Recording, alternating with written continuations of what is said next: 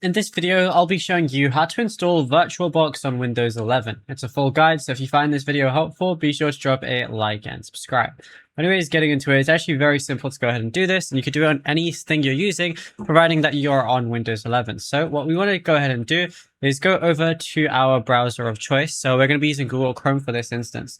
From here, I just want to go ahead and type in VirtualBox. And you're going to see Oracle VirtualBox is one of the options. So all you want to do is click on it, and it's going to say download right here. It's going to be a big blue button. You can even click here, and it's going to say download VirtualBox.